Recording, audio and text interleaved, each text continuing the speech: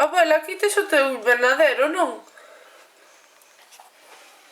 Non vou falar disso, quero falar de política. A ver, queres falar de política? Contame. Señores, tal como está o mundo, nin o PP, nin o PSOE, nin os outros todos que están todos xuntos non valen para nada. Ten que poñerse unha persona que digamos, señores, vamos mirar onde están os cartos dos os que rouban.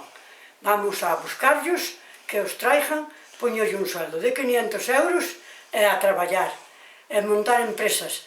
Pero non hai, porque o comen 4 tontos. E os mesmos gobernos saben quen son, e están chupando todos a sopa boba. Que pasa con eses Bárcenas? Que anda, corre pa aquí, corre pa ali, anda se rindo da xente. Por favor, hai que ter un pouco máis de serenidade. Eu xa non verei, pero isto vai dar unha guerra que vanse comer uns aos outros. E hai que ter tamén algo de serenidade, porque para gobernar todos se matan. Mátanse por querer gobernar todos.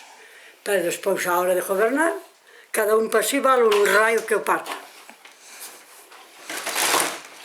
Eu acordo unha guerra e que non veña outra. Eu non penso vela. Pero a xuventud que ven atrás, que ten? Que vai pensar da súa vida? Non hai traballo, non hai, os pais non teñen traballo, non hai forma de buscalo, e a xente roubando 20 millóns aquí, 200 millóns ali, iso é unha vergonza. Ademais, por encima,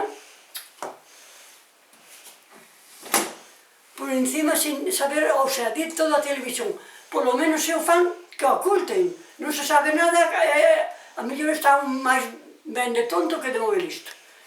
Rajoy tamén, 4.000 postos de traballo iba a buscar. Buscounos, pero paguele máis para as súas amistades, por demais, nada. Cando foi do Prestige, ele é de Pontevedra e dixo, son unos xelitos. Xelitos habíallos que enrollar a ele ben seu por donde, para que espabilara.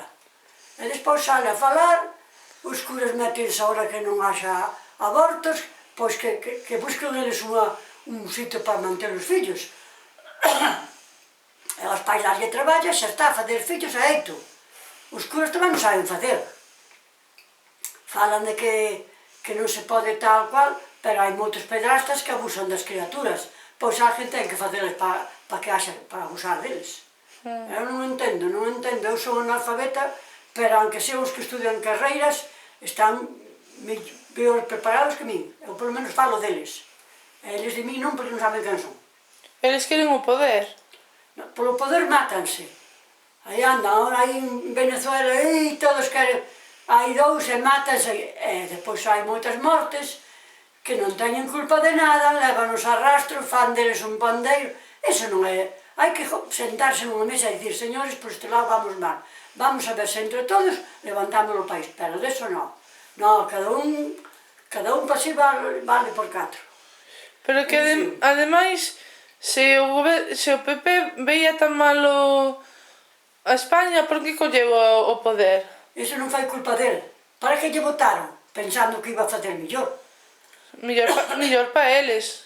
Os do goberno teñen culpa e non a teñen. A culpa é de quen lle vota para saber, xa saben que vai ser así.